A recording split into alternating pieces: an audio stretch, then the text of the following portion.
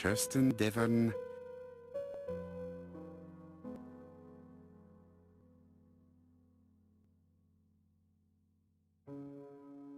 Hastings photo.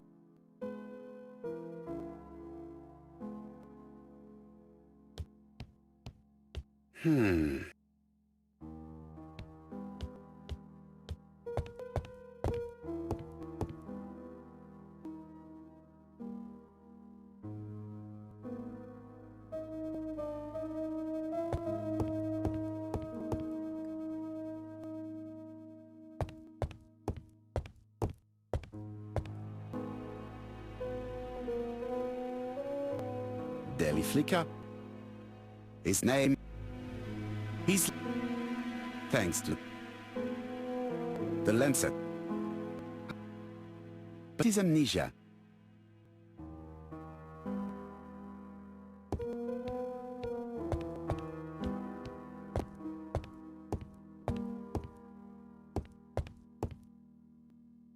The white ammunition are blank cartridges. The others are real. The revolver is loaded with blanks. The revolver is loaded with real bullets. I still have time to choose blank.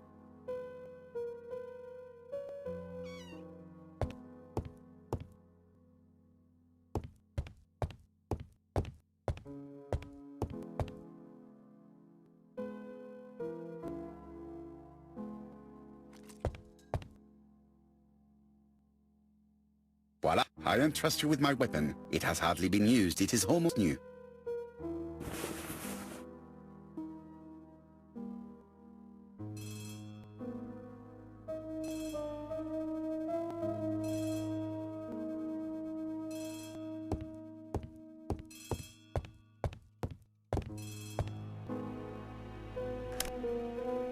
Chief Inspector, is that you? Yes. Sorry, but we haven't found anything. Have you checked the typewriter? And the packaging, the letter, and the written reel. We've only found prints left by Cust and his landlady. Well, never mind, I shall make do. So, are you still going to hold your meeting? Of course, Chief Inspector. I can hear my guests coming up the stairs. Why have you brought us here, Mr. Poirot? Since Cust's arrest, I thought it was all done and dusted. Miss Gray formally identified it, as well as Miss Barnard. Yes, and the stockings he saw drove the same brand as the ones found at my aunt's. This is all true. However, a case is not closed if some questions remain open. And one question is, why did the murderer send me his letters? Why did he challenge me, Hercule Poirot? Perhaps he wanted to play with you, to taunt you.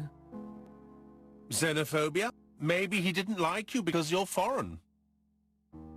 I may be wrong, but maybe by provoking you he was looking for glory? All these theories should be studied.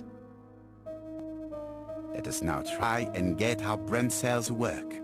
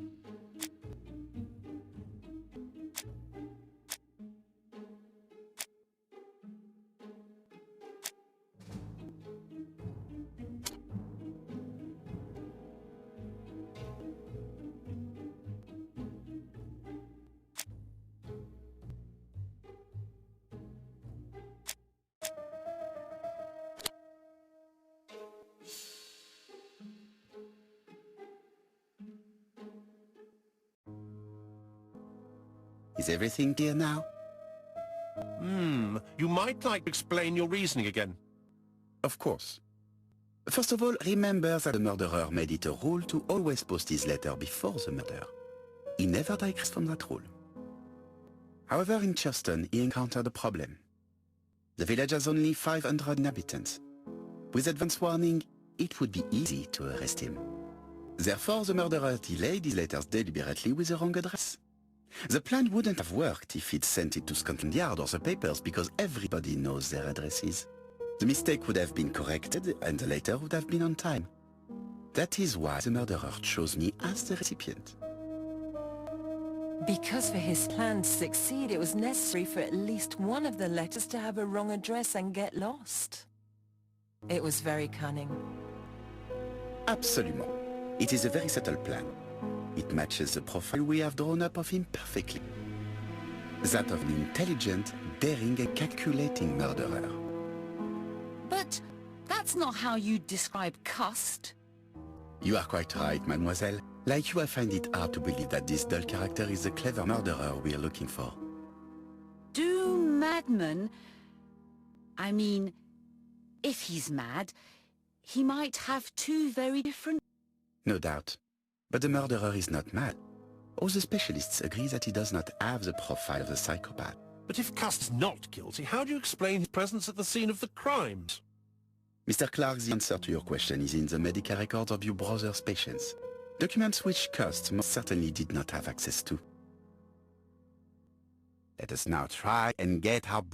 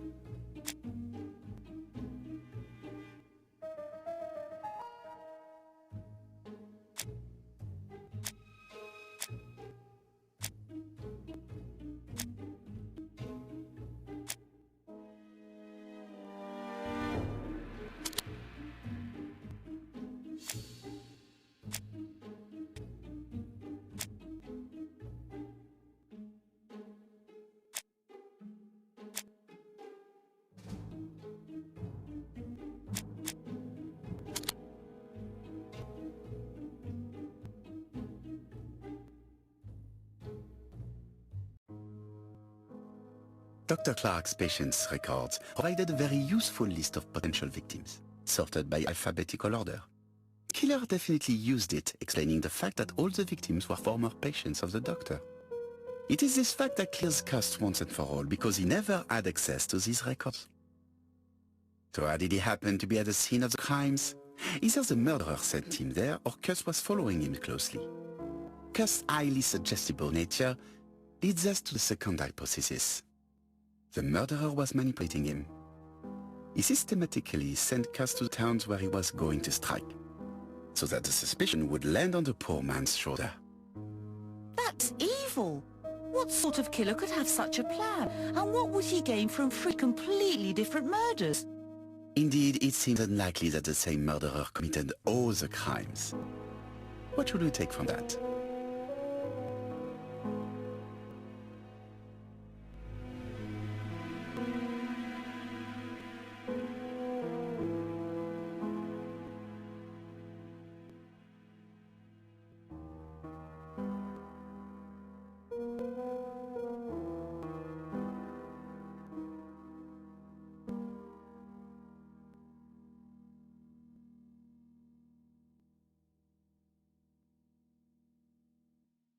Just one murder was of benefit to the murderer, the others were just diversions.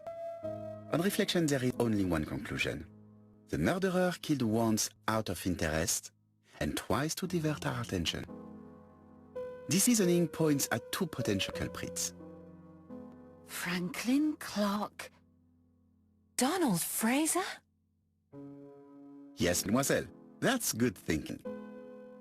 Mr. Fraser may have killed Betty out of jealousy. Mr. Clark may have killed his brother in order to inherit his large fortune. Both have a motive.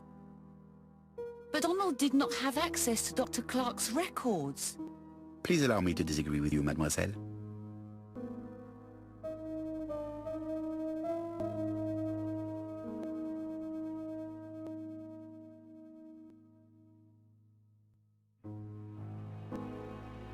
He works for Court and Brunskill, one of whose clients was Sir Carmichael. It doesn't prove that I went to Conside. You could have done it, and you may have used the opportunity to take a look at Sir Carmichael's records. You think I'm guilty? You or Mr. Franklin Clark. That's ridiculous. Both of you have a motive. The question is, which of you has a profile that most resembles the murderer? Let us now try and get...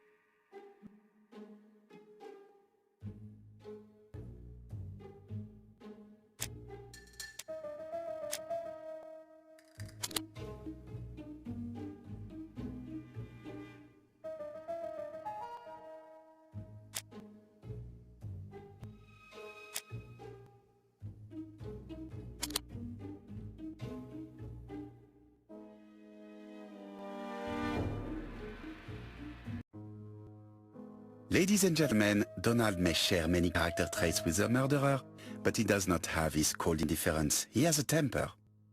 It is hard to imagine him planning anything. Also, jealousy is his motive, and crimes of passion are rarely planned. Right, I suppose it's my turn to be subjected to the same scrutiny.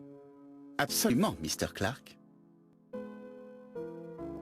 Let us now try and get our...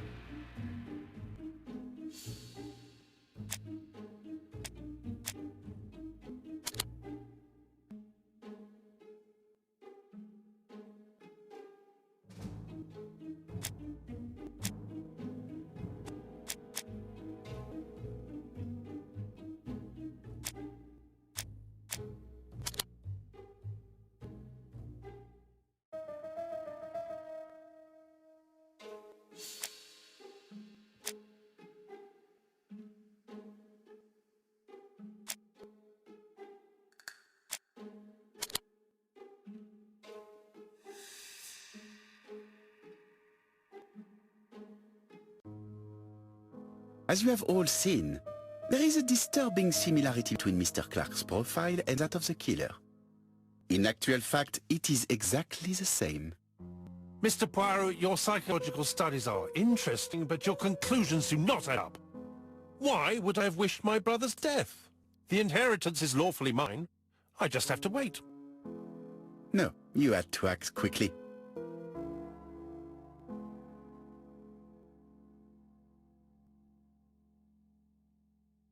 Because of Miss Grey.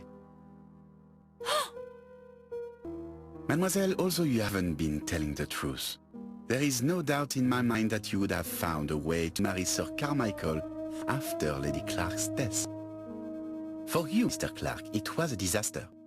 If Miss Grey had children by your brother, you would not have inherited a thing. You realized the danger after reading several letters from Comside, especially one in which your brother opened his heart to you. So you hurried home from China, and you took action. In truth, Cust was no more than a puppet manipulated by the real culprit. You, Mr. Clark. Such an imagination, Mr. Poirot. In fact, nobody manipulated Cust. The famous instructions he received by post. He wrote them on the typewriter. We know that for sure. Oh no. You know perfectly well. That is not true. Eh bien voilà. Light has now been shed on the ABC murders. Your theories are ingenious, but you haven't any proof. One point to him. For the moment, I have no material proof. Either I admit to it, or I bluff.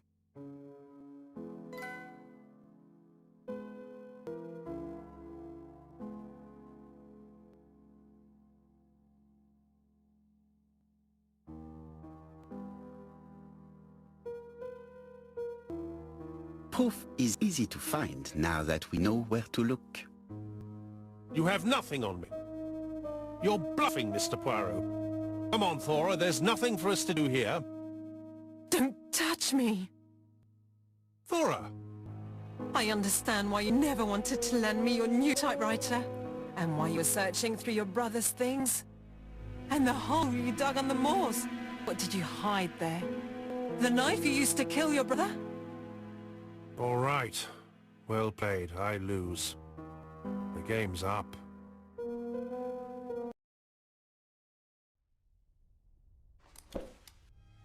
Don't come near me!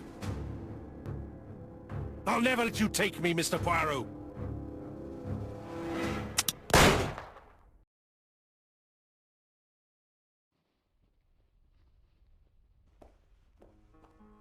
Took the law into his own hands. He had no right. He should have paid for his crimes. I should have expected what he did. Come on, Poirot. Everybody makes mistakes. Exactly. Hastings, if one day I sound pretentious, please whisper these 3 letters in my ear. ABC. They shall remind me that we all have our limits, even me.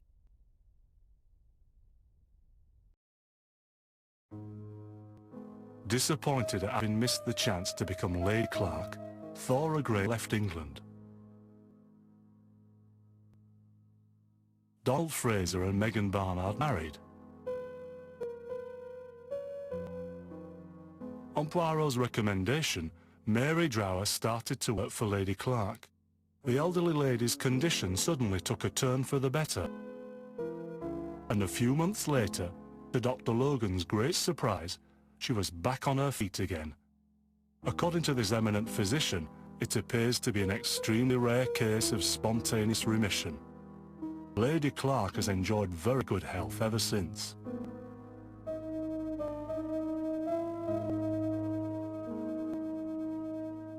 Journal of an Innocent.